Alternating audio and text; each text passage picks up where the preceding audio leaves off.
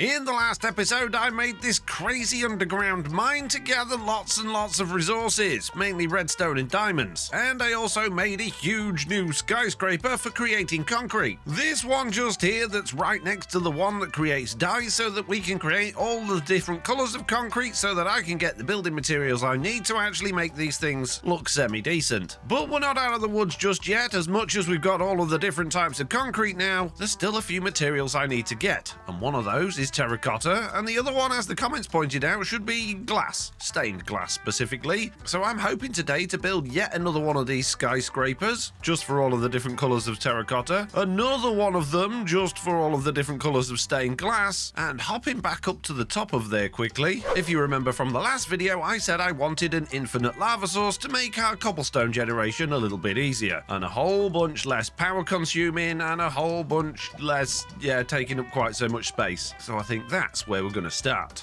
And where else am I going to build a big old infinite supply of lava than probably in one of these buildings that we've reserved for this? I mean, this one should probably be about right. Now, in order to create an infinite lava source on the Create mod, we need over 10,000 lava source blocks. Hopping into the configuration for a second, you can see that the hose pulley block threshold is set to 10,000, and that basically says the minimum amount of fluid blocks the hose pulley needs to find before deeming an infinite source. However, a bunch of you in the comments have told me it doesn't actually all need to be lava source blocks. We could just put lava source blocks at the top layer and let it flow downwards, but I don't think that's going to work. Which means, coming to my test world, and behind me I have a tank which is 20 blocks wide by 20 blocks long by 25 blocks deep. So if I was to fill that with lava source blocks, that is going to give us exactly 10,000. And in order to do that, I'm just going to stand here in the corner and run a quick command to fill this entire thing with lava source blocks. And of course now I'm inside all of the lava, but it doesn't matter because I'm in creative mode. So there we go, that is 100% completely full.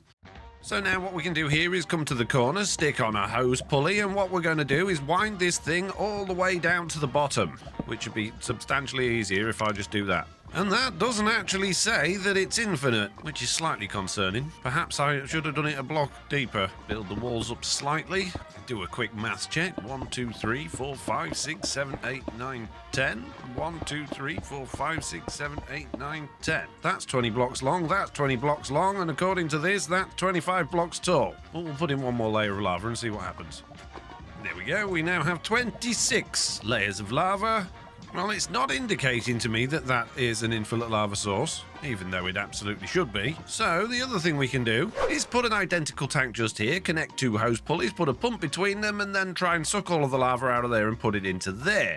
And if we do that, that's kind of working. But is it taking away from this one? I would like to say that the answer is no. No, now it says bottomless supply. Perhaps it needed to be activated first before it would consider it an infinite supply, and I just want to check that if we get rid of this top layer again, like so, it is still going to be classed as a bottomless supply. Let's just do a little bit of pumping, turn it back on, and yes.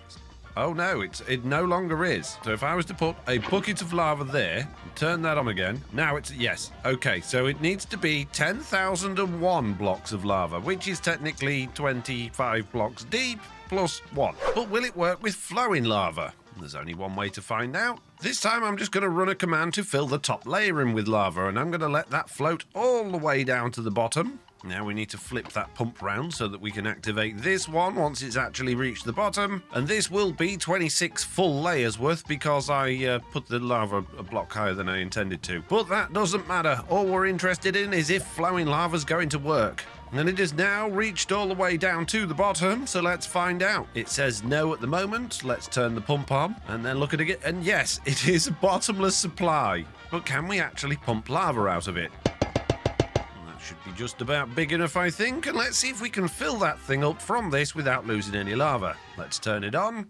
And yes, lava is actually going in, and it does appear like nothing is disappearing from the bottom of this, and this still says bottomless supply, which means we only actually need 400 sources of lava rather than 10,001. That's a bit ridiculous. What I am going to have to do though is still dig quite a big hole to fill it full of flowing lava. So I guess I should go back to my real world. And back on my real world, getting 400 buckets of lava is not going to be difficult. I mean, I've already got 250 154 of them in my backpack, just from cleaning up spills while I was doing my mining operation. And I could just come back down my mine and scoop up a whole bunch more lava, which is probably the sensible thing to do, or I could hop back to my power station and steal it. You see, underneath my power station, we have a little bit of a lava farm, which isn't really being used all that much anymore. Just down this hole, we've got a dripstone lava farm that's got an overflow of lava in it. And that's not the only place I've got lava. Back over at my mineshaft area, there's another lava farm underneath the ground.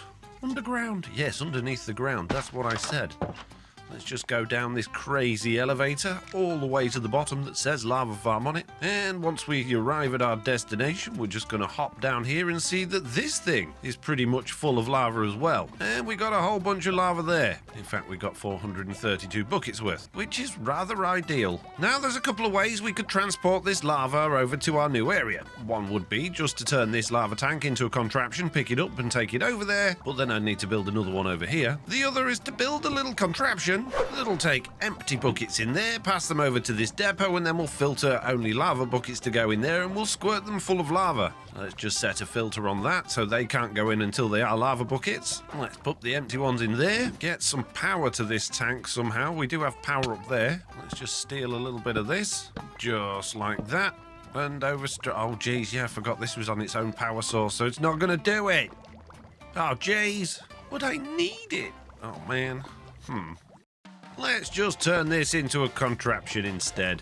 Only problem now, well, we are going to have to stop lava being pumped into it, which I think is happening from the bottom, so I'm going to have to be quick here. We're going to turn that into a contraption, pick it up very quickly, and oh geez, it's already happening. Quick! There we go, lovely. And it's already refilling with all of that lava that was stuck in these cauldrons. Wonderful. Right, I've got some free lava.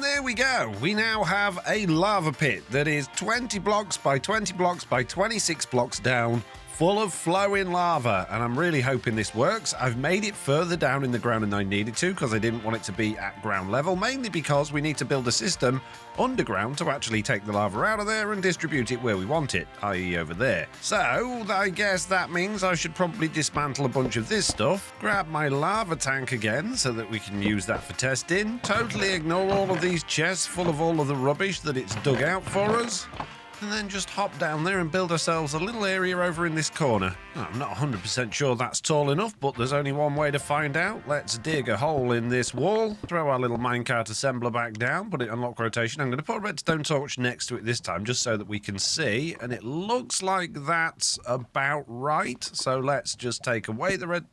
Oh dear. Yeah, let's not do that.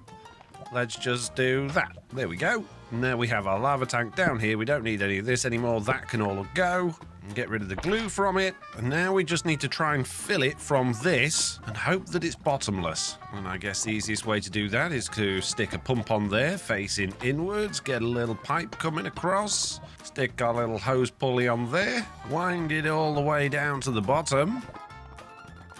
There we go. It's not saying bottomless yet, but we haven't added any power to it, so let's do that. So of course we're going to need a cogwheel on there, our electric motor, maximum speed, and then we just need electricity to that, which is going to be a little bit tricky.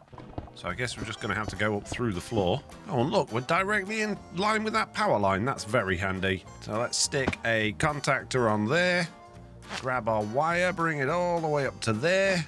Realise it's getting very late. Oh, I got the achievement. I guess that's working then. Let's have a quick sleep. And in the morning we should have infinite lava. We do! We have infinite lava from just 400 lava source blocks. That's crazy. That's very cheaty. That's very cheaty, but I'm not complaining. Now all we've got to do is get this lava from there all the way over to there and up the side of the building. How hard could it be? What could possibly go wrong? Hopping back to my Season 1 world quickly, I did run into a few problems with this infinite lava source. Mainly that I only had a couple of pipes taking it out and distributing it where I wanted it to go. And I wanted it to go to a lot of places. The main place that I wanted it to go was, of course, my Inferno building, where we made netherite. That's right, I had a netherite factory. And there's a similar process in here that we need to copy in our new world, and that is to actually generate cobblestone. What we've got here are some mixers with water being pumped in and lava being pumped in, but as you'll see from here, we got plenty of diesel and we've got plenty of water, but the lava was always lacking. And that's because the lava pipe was always empty because it was going so far away and there was only one pipe. And the lava was also being used for other things as well, like squirting onto these things, as well as a few of the other buildings in this area. So I don't want to make these same mistakes again. And that means this time we're going to have to run a whole bunch of pipes over to our buildings. Ideally, I want a separate pipe for every single building, so we're getting plenty of lava over there. And that might mean we need more than one hose pulley as well, but we'll find that out later. Which is why I thought it was a good idea to have a buffer tank down here, so we can basically monitor how much lava we're actually using and how much we've got. So first things first, I'm going to have to dig some sort of underground network to get over to the buildings, and it would make sense with this being a city to have some sort of underground network system, sewer thing going on.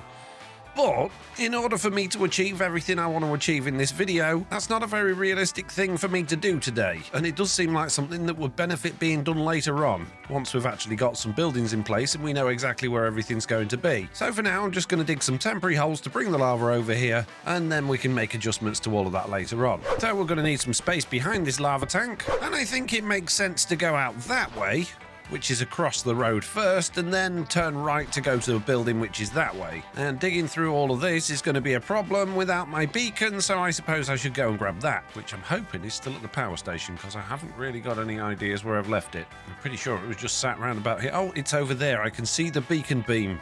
There we go. Let's just pop down one of those, turn that into a contraption, take away my beacon, and then go and place it back down over there. And for now, just so that I don't get in the way of the buildings that I'm building and so I can access this from pretty much anywhere, I'm going to just pop it down here in the middle of the road, which I realise isn't a road yet. Just like that. Let's break that torch, and now we have beacon power over here, which will make digging nice and easy. Let's go. Well, I've made it to the building. This hole here just pops out right at the side there, which is an ideal place. So now all I've got to do is just run a whole bunch of pipe. So the first thing we need to do is come along here and stick a pump on there, and then we'll just run a whole bunch of pipe. Of course, my torch is going to be in the way if I do it there. Let's put a pump there instead, and now we'll just run a whole bunch of pipe. And that brings the pipe to there, and I think at this point it would be sensible for us to have a tank that's holding some lava just for this building around about at this point here. And the walls of this building are going to be on the outside of these girders, so we can't really place it there where that pipe is, so we'll just... Oh, jeez. So what we'll have to do is just bring it across slightly, just like that, and then we can put our tank just over here like this. It doesn't need to be massive, and that should be big enough to store as much lava as we're going to need for this place. Now we just need to steal a little bit of this power from here and bring it round the side of our tank over to our new pump, so a bit of chain drive just there like that. We can have a cog there and a cog there. That's going to power the pump, and now we just need to make sure it's actually going to connect at the other end. Are we getting lava in our secondary lava tank? No. How far is the lava getting?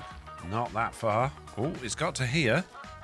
Ah, it gets to there. Right, that's fine. Just means we need another pump at the other end, and that's absolutely fine because we've got electricity over here, so that shouldn't be a problem. Let's just dig down there slightly, pop a pump on there, and another pipe there, and we just need to get a little bit of power to this pump. Let's bring that onto the inside of the building, grab another bit of chain drive, bring that along there like that, and there we go. Our pump is powered, so we should start getting lava inside here any minute now. This is good news, and I'm pretty sure that's faster than we can actually use it. Which means we now need another set of pumps to get it all the way up to the top of the building and where we want it. And there we go, we've reached the cobblestone generator level, which means it's time to tear out this cobble generator and build a brand new one. Play that replay.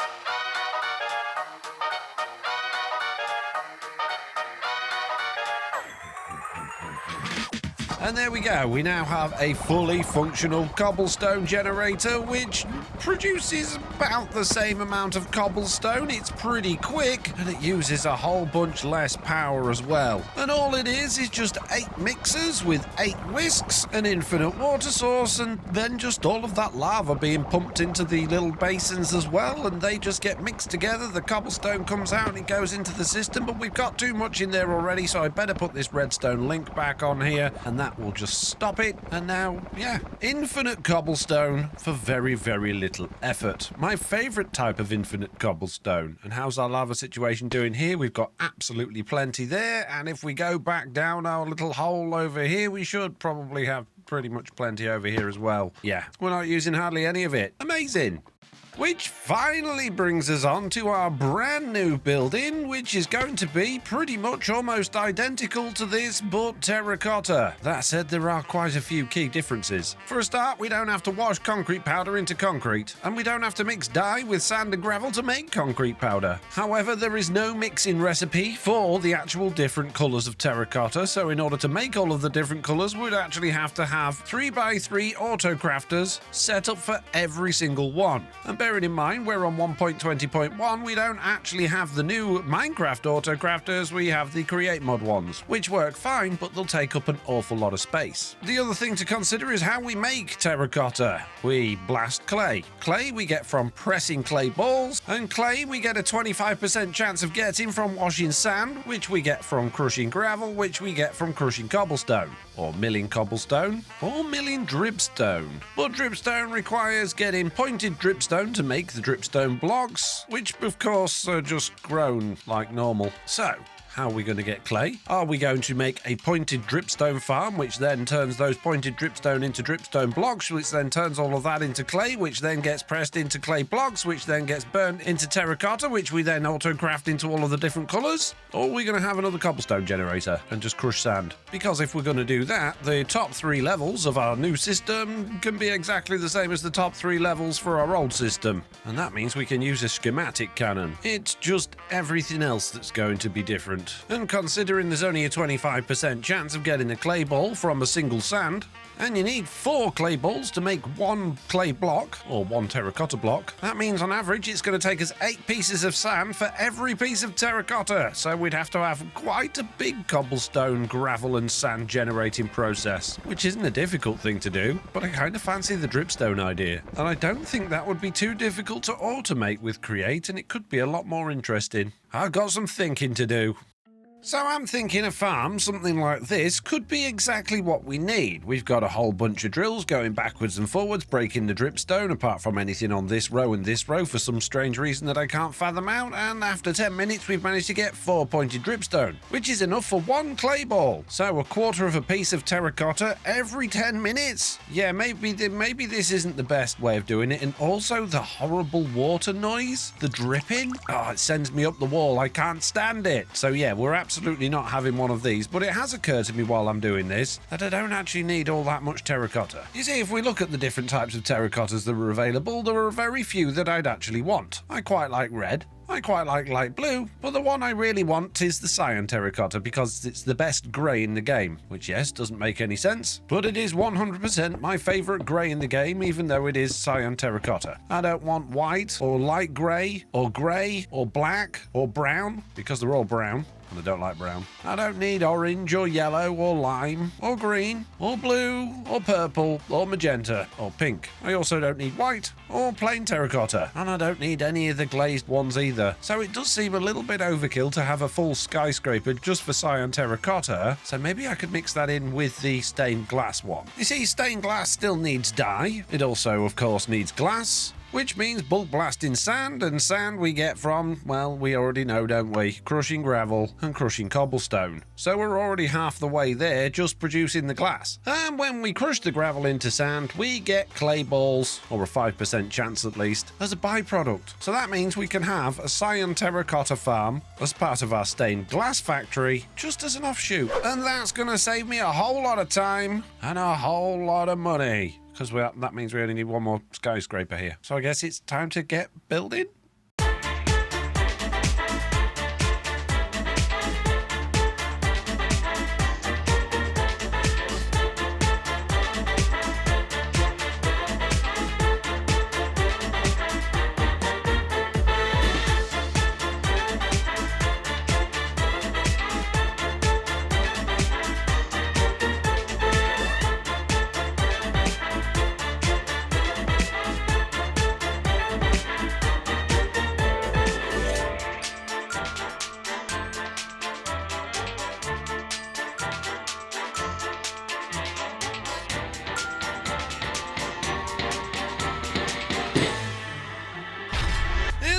So, we now have another skyscraper frame ready to build glass in. Hopefully, as you saw from the time-lapse, I've eradicated everything we don't need from all of these floors, which means we've got a cobblestone generator and a gravel smasher. So we've got a whole bunch of stuff to squeeze in. And I think it makes sense this time, like I was thinking about doing on the last one, is to have the sand processing on the same level as the gravel one in here.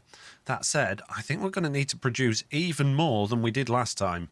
And that shouldn't be a problem with our cobblestone generator, because these cobblestone generators are generating cobble far faster than the original ones we had. We're actually getting 8 at a time, very, very quickly, which means we need to process those and turn them into gravel even faster than we currently are doing. And in order to fully tune that, I think we're going to need a storage system in place so we can start processing some and see if it keeps up. So heading down to the first floor, we're going to build our storage system, this time on the correct floor, which, just like before, is going to consist of the storage controller and a whole bunch of these storage boxes. Now that's enough just for the different colours of stained glass. Of course, we'll need one for normal glass, we're going to need one for cobblestone and gravel, we're also going to need ones for sand and clay and flint, I believe. Yes, crushing down the gravel, we get sand and flint and clay, but in order to create the terracotta, we're also going to need one for the clay blocks and the terracotta and then the cyan terracotta. So that's an awful lot of storage boxes. And moving things around, hopefully this will give us everything we need. We've got 16 at the top for the different colours of glass, and then down here we've got cobble, gravel, sand, clay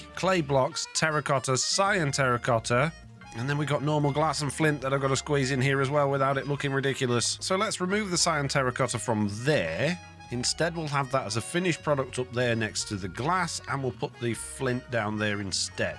That should work. And for now, I'm going to put void upgrades on all of these things just so that they don't end up overflowing. We won't need them on all of these things eventually because we'll have threshold switches, but for now I think it's probably a good idea. And I'm not going to put capacity upgrades in any of these because I don't think we're ever going to need more than 2048 of each of these different colours of glass. And if we do, we can always make more. So let's get this connected up to our little storage line over here. Stick a couple of threshold switches on the back of the cobble and gravel because we're going to be producing those straight away, and we'll put the filters on those. This time with glass. There we go. Storage system complete. Let's go and see if our cobble's going to start working, which of course it won't because we don't have any lava in here yet. And that means I'm going to need another tank and another whole bunch of pipe and some more underground digging to get it from over there to over here. And there we go. We've now got a pipe and a tank down here. We just need to get lava into this tank, and we could feed it over here because, well, let's be honest, we've got plenty of it over here and we're not using any because of all of our concrete is full, but I don't want to end up in the same situation that we did on my last world, so I'm going to give it its own dedicated pipe system underground, which means I've got to do a little bit more digging. And now, next to our infinite lava pit, we now have 2 pipelines running across here, and the second one is going all the way to our new tank, which we now just need to get powered, which is going to be tricky because we're nowhere near any power lines. Kind of done this on the wrong side of the building. Fortunately, thanks to all of these new connectors and diamond wire that I've got, it's not going to be too difficult to get a little bit of electricity around the side of this building and down to a motor. Just like this. And with one of those there turned into a vertical one, spun round and connected to that, we should now, there we go, start getting lava into our tank. And that will hopefully, yep, it's already being pumped upstairs into our cobblestone generator, so we should now be producing cobble. We are. They're kicked in already and they're already producing at an incredible rate. This is wonderful. And going back down to the storage system, that shows that we are, yeah, look at that. It's crazy how fast it's going in. And we're keeping up with the gravel machine just about. The cobble number is, yeah, I think we're keeping up. Now we just need to turn it all into sand. Oh, wait a minute. No, that is going up. That's going up faster than that's going up. We're going to need another crushing wheel. Make it bigger. We just need another chute there. A couple more of those there. We need another one of those there with some cobblestone on it. Just like that. And another one of those there. And now we are processing 48 gravel at a time as opposed to 32. And how's that affect things in our little storage system? Yeah, the cobblestone's going right down now, which means it's going to be starving our gravel machine. And that's good, because we don't want a build-up of cobblestone. Right, now, sand.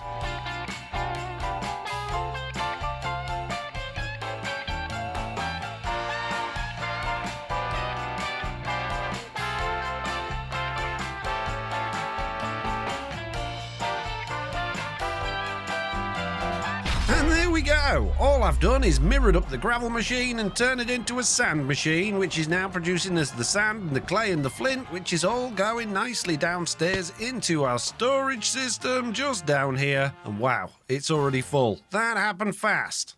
And we've got a tiny bit of clay. So there's our first problem. At the moment, in order to get more clay, all of our sand is being voided off, which isn't necessarily a problem, but it's a bit of a waste. And also, if we're going to be having 16 different colours of glass, plus plain glass, we really need 17 times as much sand as we have got the glass. And that means we need to be able to store 34,816 sand in order for us to then have enough sand to generate all of the glass we need. Although I know it doesn't actually work like that, but that's in my head, that's how it works. So now what I'm going to do is use some of these capacity upgrades to basically increase the capacity of this until we've got enough, and we need that many. So we're actually going to be storing 65,000 sand. And that's not necessarily a bad thing, because sand does come in useful for other things as well. And what that means now is we could throw a threshold switch on the back of the sand in order for us to stop the sand machine when we've got 65,000. However, I'm not. I'm going to allow that to keep voiding it off because we actually need to worry about how much clay we've got. And that needs to be controlled by how many clay blocks, which needs to be controlled by how many terracotta, which then needs to be controlled by how many cyan terracotta. So actually, our sand doesn't want to stop if we haven't got enough clay to make the cyan terracotta. However, if we've got an excess of sand, we can actually wash that into clay to get more clay, which means that if we've got enough sand and enough of everything else as well, we could then turn on a washing machine in order to generate more clay if we needed it, and that's not a bad idea. So I think what I am going to do after all of that fussing is put a controller on the sand, just like that, which will control this redstone link on our sand machine, and then all I'm going to do on my next level down is make a sand washing machine to turn that into gravel, as well as the things that we need to turn the sand into glass. A blaster. So this level here, blaster and a washer. Very simple, nice and easy. Let's do this.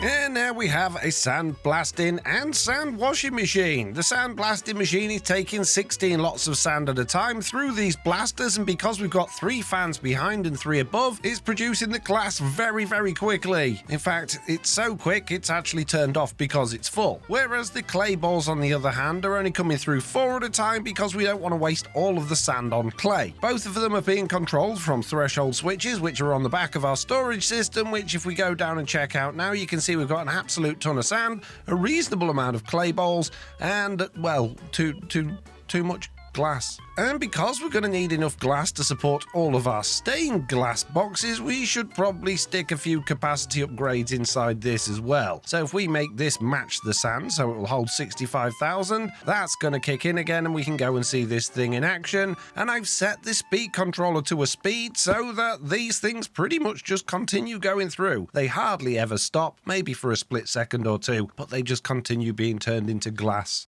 Now all we need to do is turn all of that glass into stained glass by adding dyes, press our clay balls into clay blocks and then blast those into terracotta, and then we just need to dye those. So there's really not all that much left to do at all, which is wonderful. However, we do have a couple of problems. Problem number 1 is that all of our dyes are still all of the way over here in this building, and that means getting them all the way over to where we want them is going to be substantially more tricky because it's further away. Chances are if I extend this storage network all the way over to our new building, well, I'm not 100% sure we'll be able to pick up the dyes. That said, there is only one way to find out, so let's see if we can link these two things together. Unfortunately, storage system is on the ground floor of this one, so let's just come across here between the buildings, probably bang straight into our our line here. That's, oh geez.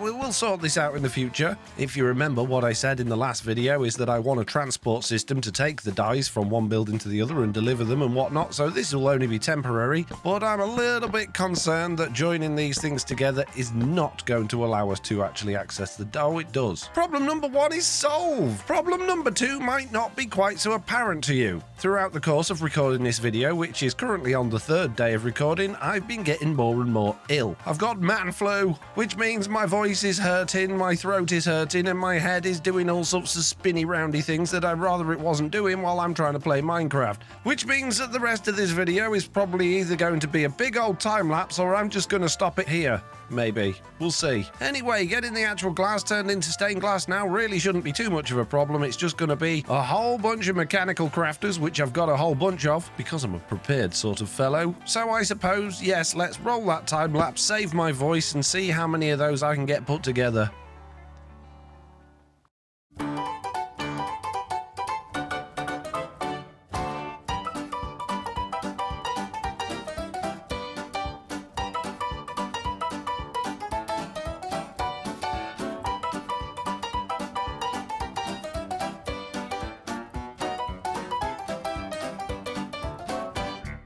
Well, that didn't take very long at all. We've now got 4 lots of auto crafters on this level, each one producing a different type of stained glass. This one's doing white stained glass, and all I've done is put the auto crafters together and linked the glass ones at the back just by clicking on it with this.